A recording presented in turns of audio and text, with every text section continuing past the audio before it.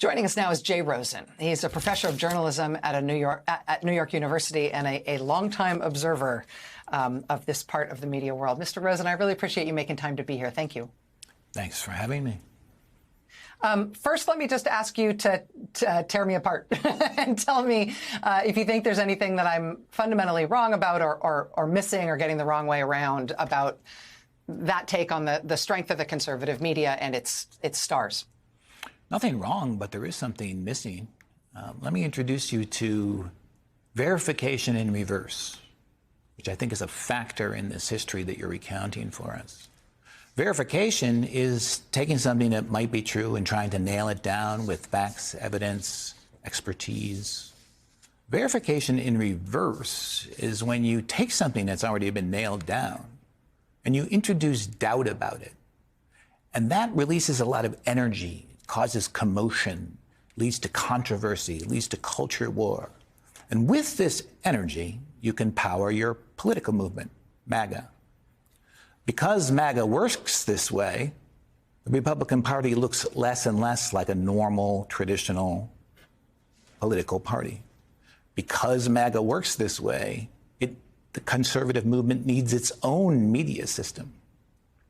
And this, I think, is a sort of hidden factor in history that you're recounting for us, because it leads to absurdities like the debt limit battle, which are the crazy sorts of policies that are being suggested as you listed for us. And this is also where Fox News fits in, because Fox isn't really a news network because it doesn't believe in verification. And so I would add that as a factor, not a cause, but a factor in the analysis you gave us, which was otherwise right on the mark.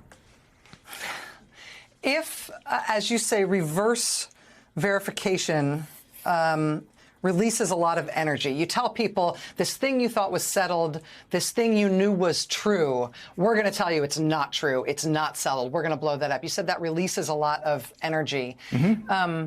Is that process being interrupted by things like these sort of accountability moments like the Dominion lawsuit and like some of the other things that seem to be driving some of the internal crises in the biggest parts of the conservative media world?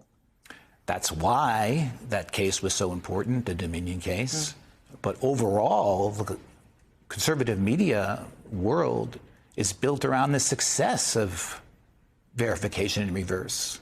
That's how Trump became a leading political figure with the missing birth certificate case. That's what Stop the Steal was all about.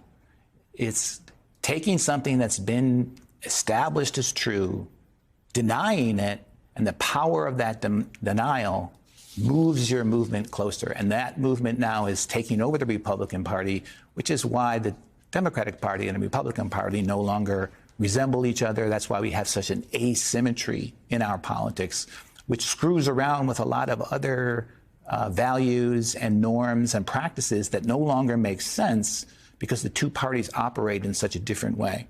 Also, I would add one other thing, Rachel, which is underneath that history that you gave us, there was the rise of the American consensus, as historians call it, the post-war consensus, where the two parties roughly worked in the same way, and they had different values. They wanted to take the country in different directions, but they kind of agreed on basic facts.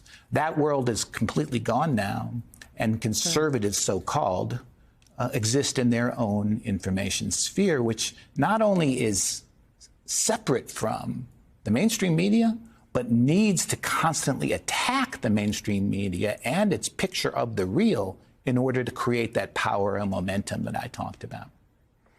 I feel like what you're describing, though, is a system that's kind of zooming towards entropy. And I'm not sure the only part of it that I feel like I can't discern from the way you're describing it is where it ends.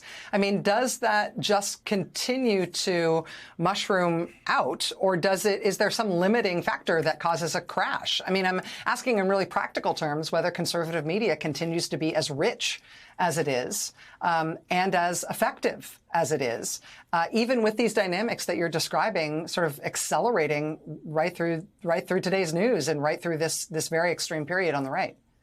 I want to give you my best professional Answer, I don't know. A humble man and I don't know where it's going either. What you're saying is, it seems like this couldn't go on and on and on, but it does. And it's given us Trump once, and it may again. And I don't think anyone knows where it's going. It's heading for a crash, or, as you say, it'll just continue.